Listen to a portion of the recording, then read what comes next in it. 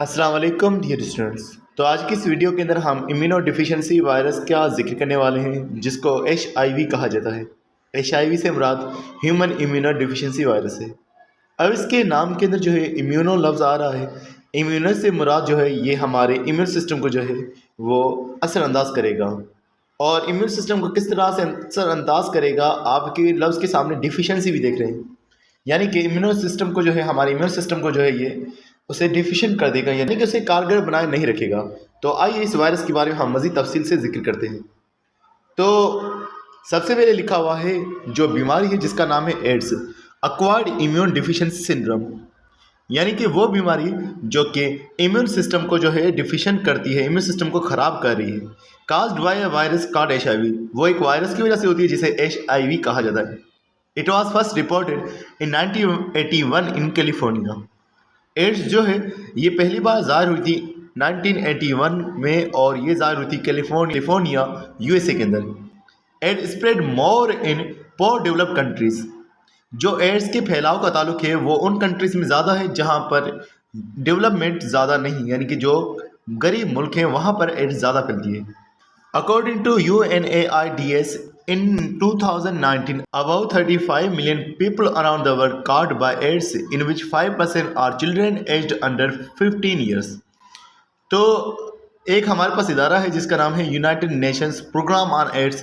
उसकी रिपोर्ट के मुताबिक 2019 के अंदर 35 मिलियन से भी ज़्यादा जो लोग हैं वो एड्स का शिकार हुए, और उनमें से 5% ऐसे बच्चे थे जिनकी उम्र जो है वो 15 साल से भी कम थी, यानी वो भी उनके अंदर भी जो है एड्स पाया गया। आइए अब हम इस वायरस के स्ट्रक्चर के बारे में जिक्र करते हैं। तो structure of human immuno deficiency virus HIV virus जो है इसका स्ट्रक्चर जो है इसके बारे में हम जिक्र करने वाले हैं। सबसे पहले इसकी फैमिली का हम जिक्र करेंगे। HIV belongs to the group retrovirus. HIV जो है वो उन वायरस से बिलोंग करता है जो कि रेट्रोवायरस है, यानी रेट्रोवायरस वो होते हैं जो कि अपने RNA को कन्वर्ट कर सकते हैं, which are known to use their genetic material for reverse transcription. ये अपने जेनेटिक मटेरियल को रिवर्स ट्रांसक्रिप्शन के लिए यूज कर सकते हैं। रिवर्स ट्रांसक्रिप्शन के अंदर यही होता है कि RNA से DNA बन रहा होता है। HIV size is about 60 time lesser than an RBC। अगर हम HIV वायरस की साइज़ का जिक्र करें तो जो हमारे पास RBC होते हैं उनकी साइज़ से 60 गुना कम इनकी साइज़ होती है। It is spherical in shape and contain 2 RNA molecule in somewhat coiled and folded form with 9 genes enveloped in protein called card capsid। तो ये जो है हमारे पास HIV वायरस, इसके अंदर जो है 2 RNA के मॉलिक्यूल्स मौजूद हैं और उनके अंदर जो है 9 जो है वो उसके अंदर जीन्स मौजूद होते हैं, और उसके अलावा उसके ऊपर प्रोटीन का कवर मौजूद है जो कि कैप्सिड कहलाता है। उसके अलावा अगर हम और उसके बारे में बातें देखें, these genes serve to prepare structure protein that form virus structure and develop ability to infect the host cell। इन जीन्स की वजह से जो 9 जीन्स मौजूद हैं HIV वायरस के अंदर, इन जीन्स का मामला ये होगा कि ये जो है प्रोटीन्स को बनाएंगे जो कि वायरस का प्रोटीन होगा, और वायरस के अंदर ऐसी एबिलिटी डेवलप करेंगे कि वो होस्ट सेल को जो है वो शिकार बनाएं। HIV is enveloped virus. HIV जो है वो एक इन्वेलप्ड वायरस, यानी उसके ऊपर एक और इन्वेलप मौजूद होगी, which is made up of 2 layers of lipids, जो कि लिपिड्स की 2 लेयर्स की बनी हुई है, और उसके अलावा with spikes made of glycoprotein, और उसके अलावा उसके अंदर जो है ग्लाइकोप्रोटीन के जो है स्पाइक्स मौजूद हैं। यहाँ आप देख सकते हैं कि इन्होंने जो है कुछ लाइन से जो है एक लेयर जाहिर की है जिसका नाम लिखा हुआ lipid membrane, that is the envelope. और ग्रीन जो है और दूसरा जामनी कलर से जो है इन्होंने जो है दूसरा स्पाइक्स को जाहिर किया हुआ है, और ये जो स्पाइक्स है ये ग्लाइकोप्रोटीन के बने हुए हैं, और ये स्पाइक्स का काम होगा ये अटैचमेंट प्रोवाइड करेंगे होस्ट के साथ में, which help virus to get stuck on the surface of target cell receptor and enter the cell. जो कि स्पाइक्स जो हैं वो वायरस को हेल्प करेंगे ताकि वायरस जो है वो स्टक यानी कि चिपक सके टारगेट सेल के रिसेप्टर्स के ऊपर और फिर सेल में दाखिल हो सके। This virus has unique capability of reverse transcription. इसके अंदर एक खास सलाहियत है रिवर्स ट्रांसक्रिप्शन की, means making DNA from its own RNA, यानी कि ये अपने DNA को बना सकता है अपने ही RNA में से। अगर हम ट्रांसक्रिप्शन की बात करें तो ट्रांसक्रिप्शन के अंदर DNA में से जो है RNA और फिर प्रोटीन्स बन रहे होते हैं, लेकिन यहाँ पर रिवर्स ट्रांसक्रिप्शन से मुराद होगा कि RNA में से ही जो है DNA बनाया जा रहा है by using on enzymes namely the reverse transcriptase and integrase enzyme. तो इस प्रोसेस के दौरान जो एंजाइम ये यूज़ कर रहे हैं उनका नाम है रिवर्स ट्रांसक्रिप्टेज और दूसरे का नाम है इंटरगेज enzyme. The former is used to make DNA from RNA, while later enzyme help the viral genome remain intact inside the host cell. तो जो पहला एंजाइम है यानी कि रिवर्स ट्रांसक्रिप्टेज वो यूज होता है आरएनए में से डीएनए बनाने के लिए, और जो दूसरा इंटरगेज एंजाइम है वो यूज होता है ताकि वो हेल्प कर सके वायरस जीनोम को होस्ट के अंदर रहने में।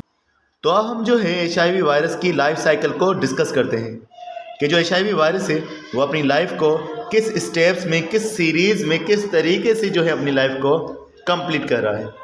तो ये स्टेप्स यहाँ पर इस तस्वीर में दर्ज हैं। सबसे पहला स्टेप है बाइंडिंग, उसके बाद फ्यूजन, उसके अलावा जो तीसरा प्रोसेस है वो है रिवर्स ट्रांसक्रिप्शन, चौथा स्टेप है वो है इंटीग्रेशन, पांचवा स्टेप है रेप्लिकेशन, छठा स्टेप है असेंबली, सातवां स्टेप है बडिंग। तो तमाम स्टेप्स को अब हम तफसील से जिक्र करते हैं। सबसे पहला स्टेप जो कि अटैचमेंट लिखा हुआ है तस्वीर के अंदर, इसी को बाइंडिंग के नाम से जाना हुआ था। बाइंडिंग का मतलब भी जुड़ना होता है और अटैचमेंट का मतलब भी जुड़ना होता है। At first the virus attach with lymphocytic cell surface glycoprotein receptor that allow HIV to enter the cell. याद रखिएगा जो एचआईवी वायरस है उनका जो टारगेट होता है वो हमारे पास WBC होते हैं यानी कि इम्यून सिस्टम के सेल होते हैं। जो लिम्फोसाइट होता है वो दरअसल WBC की किस्म होती है, और फिर जो सरफेस पे मौजूद ग्लाइकोप्रोटीन रिसेप्टर्स हैं वो अलाउ करेंगे एचआईवी वायरस को कि वो इंटर हो सके लिम्फोसाइट सेल के अंदर। दूसरा प्रोसेस है जो कि फ्यूजन कहलवाएगा। फ्यूजन का मतलब है जुड़ जाना। While remain attached the virus injects RNA into the host cell. जब तक के वायरस जो है वो अटैच रहेगा वो पूरा का पूरा दाखिल नहीं हो जाएगा सेल के अंदर, बल्कि वो अपने आरएनए को इंजेक्ट कर देगा होस्ट सेल के अंदर। तीसरा प्रोसेस जो कि रिवर्स ट्रांसक्रिप्शन है, the viral RNA makes a new DNA. जो आरएनए है वो अपना नया डीएनए बनाएगा। दिस प्रोसेस का रिवर्स ट्रांसक्रिप्शन, और इस अमल को रिवर्स ट्रांसक्रिप्शन कहा जाएगा। In this process virus uses its own enzyme called reverse transcriptase. इस प्रोसेस के लिए वायरस अपने एंजाइम को यूज करेगा और उसका नाम है रिवर्स ट्रांसक्रिप्टेज एंजाइम। फिर integration, the viral DNA enter the host cells nucleus. जो वायरस का न्यूली फॉर्म डीएनए है वो इंटर कर देगा होस्ट सेल के न्यूक्लियस के अंदर, where it integrates with host DNA by an enzyme integrase. यहाँ पर जो डीएनए है वायरस का वो इंटीग्रेस यानी कि शामिल हो जाएगा, मिक्स हो जाएगा होस्ट के डीएनए के साथ। This DNA is called provirus. इस डीएनए को हम प्रोवायरस कहेंगे। विच में inactive for several areas producing few और नो कॉपीज ऑफ एचआईवी। और अब ये जो डीएनए है, ये जो कॉन्जुगेटेड मॉलिक्यूल है, ये प्रोवायरस कहलवाएगा और काफ़ी टाइम तक, काफ़ी सालों तक जो है ये इनएक्टिव हो सकता है, और हो सकता है कि इस पूरे प्रोसेस के दौरान वो कोई कॉपीज़ भी ना बनाए।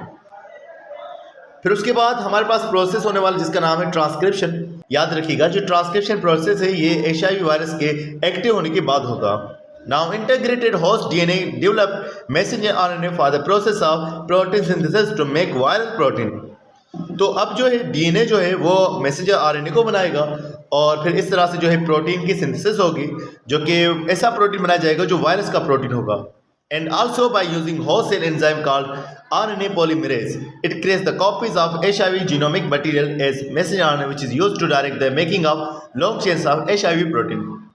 और फिर वायरस का जो डीएनए है वो होस्ट सेल के एंजाइम्स को डायरेक्ट करेगा ताकि फिर होस्ट सेल का जो एंजाइम है RNA polymerase वो HIV वायरस के जेनेटिक मटेरियल की कॉपीज बनाए मैसेंजर आरएनए के तौर पर, ताकि फिर HIV प्रोटीन की बड़ी बड़ी चेन्स बन सके।